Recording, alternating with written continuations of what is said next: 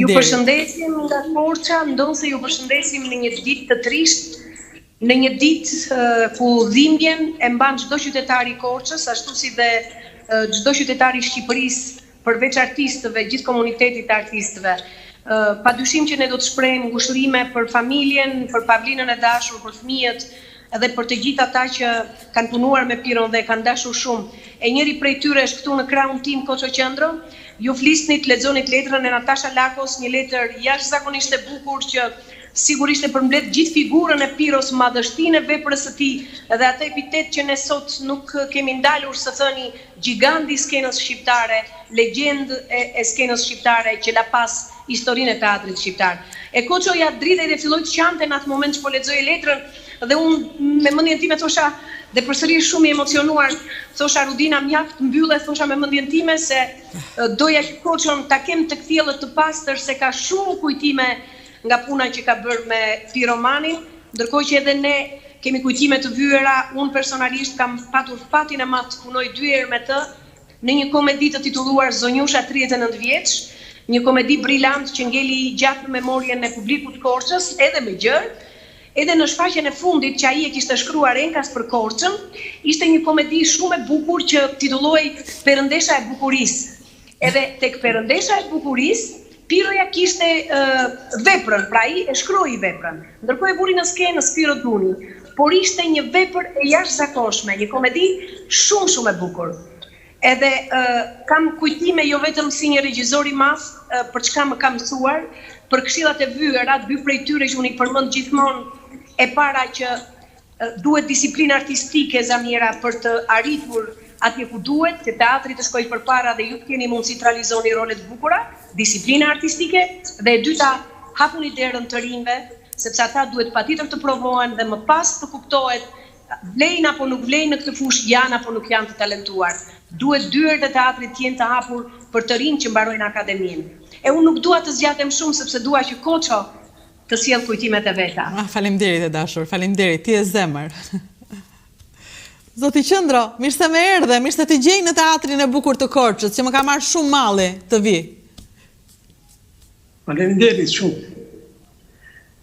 Largimi nga jeta e Piros është një humbje e madhe për skenën kombëtare edhe skenën e Korçës. Por një dhimbje e madhe për ne aktorët që patëm fati e madh të punojmë në drejtimin e tij si regjisor.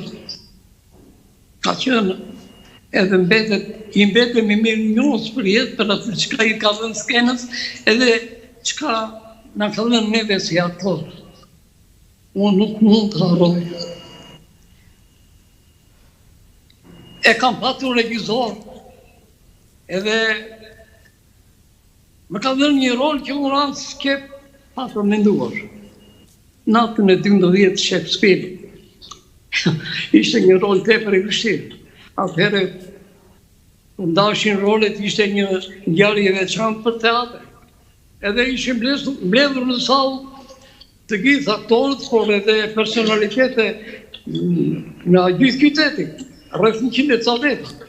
Edhe kur ndau rolet Piruat, ndridheshin aktorët nga profesionistat do të kishin role.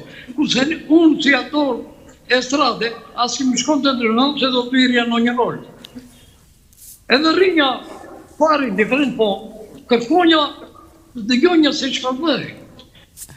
Pasi bëri një analizë Piru të roleve të kryesorit të komedisë, që këto role kishin logjur artistë me vend të skenës botërore, kur përmendi Sërë Gyqin, tha që Sërë Gyqin tha do ta loz i parë Koço Qendro, tha.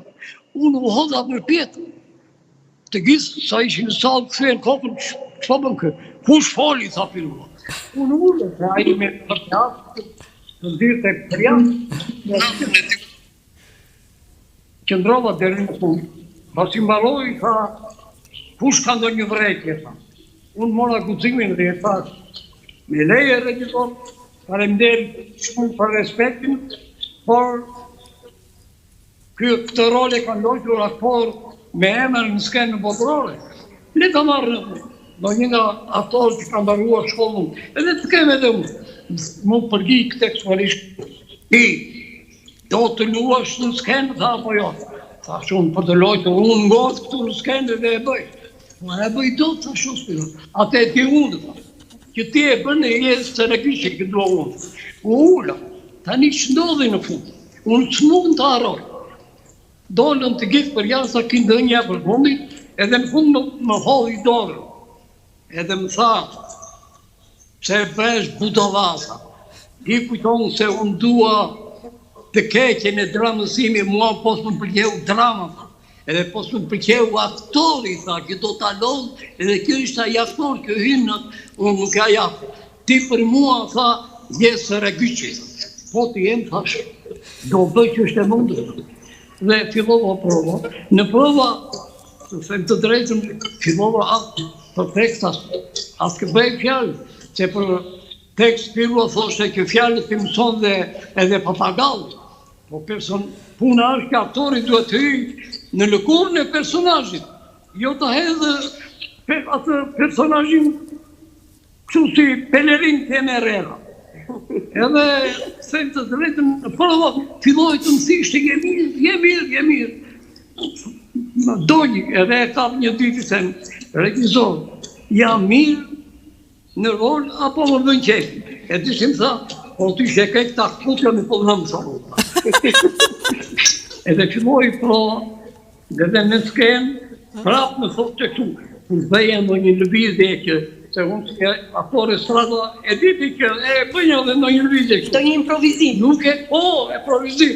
Edhe vide me ikëm janë pa mu të reguar njerëve tjerë. Më thoshte këtë, që bëre mu se bëj se ishte stradë e keqe. Është stradë e keqe.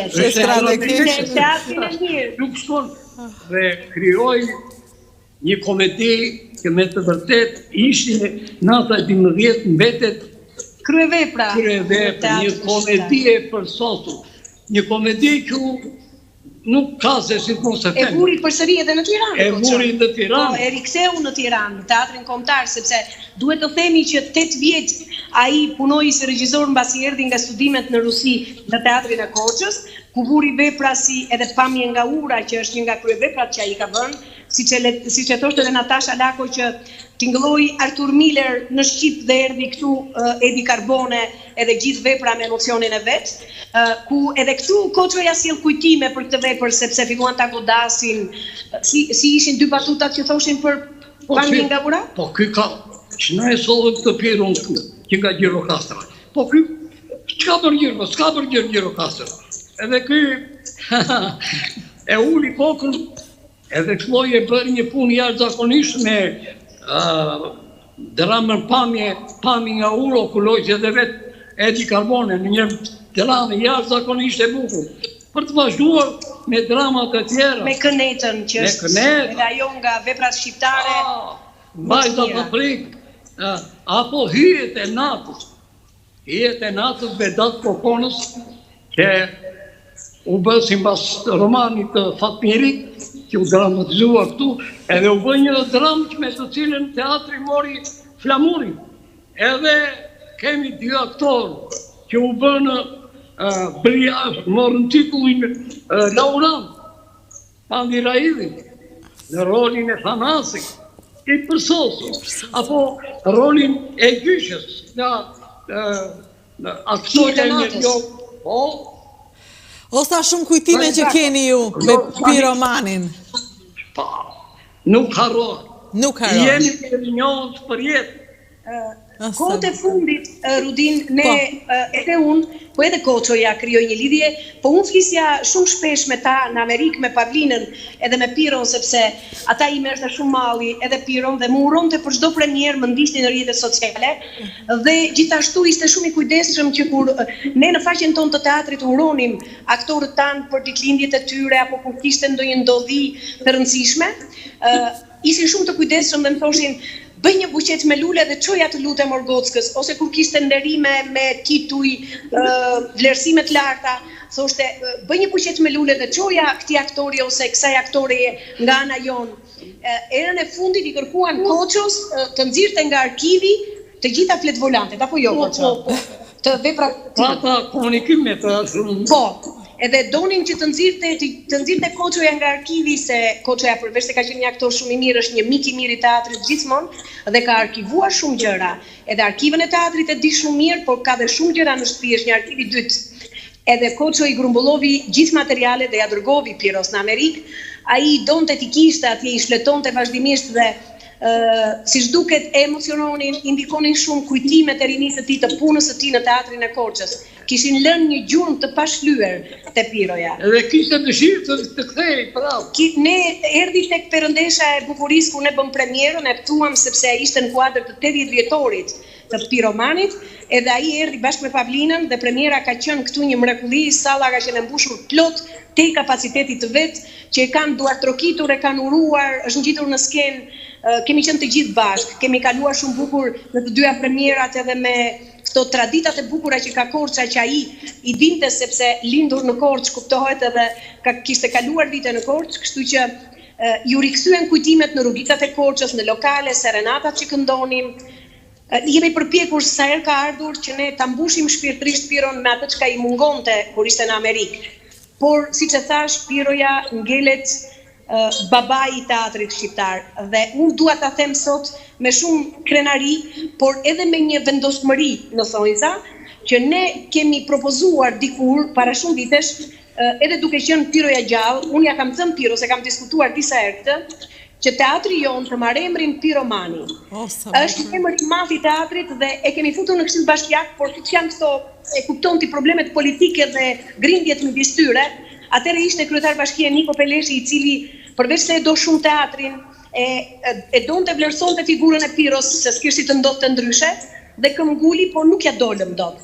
Ndërkohë tani edhe kryetari tjetër sot Iraq Filo e përqafon këtë mendim dhe shpresoj shumë që ne të kemi një emër që ky teatr e meriton. Sigurisht që Çajupi është një figurë e njohur, por ka shumë pak lidhje me Korçën dhe ndoshta më pak lidhje me teatrin, me ato dy veprat vogla që ka teatrale ose diçka tjetër. Kurse Piromani do të na i lartësoj teatrin ton, do na i lartësoj Korçën, do përjetësohet. Atëherë unë do vi dhe do shikoj shfaqjen në teatrin Piromani, së shpejti. Sa bukur do t'ishte, unë do të filloj që tani të grumbulloj ato firmat edhe një herë, ta filloj edhe një herë punën nga e para që t'ja dalim të gjithë së bashku. Aktor, ardashës, intelektual, korçar, shqiptar, artist, kudo ku janë. Unë sot kam thënë një gjë të bukur. Shqipëria artistike sot ka një dhimbje të madhe. Por gjatë ditës fillova të kuptoj që nuk është vetëm Shqipëria artistike, por është gjithë Shqiptaria që sot është thuaç në zi. Ka humbur figurën më të madhe të teatrit shqiptar. Po që ne nuk e harojmë kur. Prandaj ishim sot bashkë dhe ishim pikërisht nga teatri i cili uroi të marrë emrin Teatri Piromani.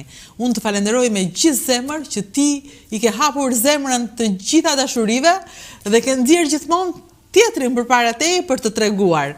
Faleminderit shumë që na e bën Korçën të bukur, Zamira Akita. Unë ju falenderoj shumë dhe ju kërkoj ndjesë se teknikisht ndoshta s'kemi qenë në lartësinë e dur, por qëllimi i mirë justifikon mjetin. Duhet dhe u përpoqëm shumë të dy me Korçën. Emocionalisht ishim në lartësinë e dur. Të falenderoj shumë zoti Qendro, ishte kënaqësi e madhe intervista me ju. Faleminderit. Gjithashtu edhe neve. Faleminderit. Faleminderit. Miru ta kofshim në Korçë. Faleminderit. Miru ta kofshim. Mirë. Ishte kjo lidhje e fundit me Korçën, ka pa fund lidhje, por secili prej jush mund të na bashkohet sot duke treguar kujtimin e tij, duke treguar kujtimin gruas, të afërmit që ke aty afër, fëmijës tënd që nuk e di ç'teatër ka bërë Piromani, të rinjve që nuk e din çfarë emocione krijonte një pasion i tillë. Këtë mund të bëjmë tani. Unë thash do të them diçka në lidhje me rrotën, por nuk jam e sigurt nëse është e vërtetë, se kjo është e bukura e miteve, sa afër të vërtetave janë edhe sa larg. Një ngjarje që më ka bërë për të qeshur kur e kam dëgjuar në atë kohë, kur përveç emocioneve kishte edhe censur të fortë dhe autocensur të madhe në një prej shfaqjeve në teatrin kombëtar, ndërsa gjitha ishte gati dhe po pritej mendimi i partisë për të parë a ishte në rregull, sepse pa e parë partia nuk e shikonte spektatori, populli. Pefas, dikush ngjitet në skenë dhe vë një rrotë. Ajo në rrotë nuk ishte asnjë lidhje me shfaqjen. Të gjithë kthejnë syt nga regjizori, Piro, dhe i thon, po kjo rrota çfarë do? Lëreni si e di unë. Rota nuk kishte asnjë lidhje me subjektin, fare, dhe të gjithu shqetësuan, por Piro thoshte, e di unë. Partia e pa shfaqen, dhe vetmja vërejtje që bëri ishte, ajo Rota qa lidhje kishte, hiqeni, dhe hoqen, shfaqen, funksionoi dhe shkoi tek spektatori. Kohë më pas, Piro tregoi që Rota ishte pikërisht për të arsye, për të shpëtuar shfaqen, që të merreshin me Rotën. Nuk e di nëse është vërtet, por edhe në mos qoftë e vërtet, është e shpikur bukur. Piromani, askush nuk të haron ty, askush që ka parë shfaqjet e tua, askush që të ka dëgjuar, askush që ka qenë spektator apo aktor, askush që ka qenë afër dhe larg teje. Andaj Shqipëria artistike sot nuk është vetëm në zi, sot është edhe në kujtime, sot është duke të kujtuar. Njeriu që lindi në 1932 në Korçë dhe iku nga kjo jetë në 2021 në qershor të 2021 në Shtetet e Bashkuara të Amerikës. Nuk e di nëse trupi do të kthehet këtu, por shpirti i tij do të jetë gjithmonë këtu. Faleminderit, Piromani.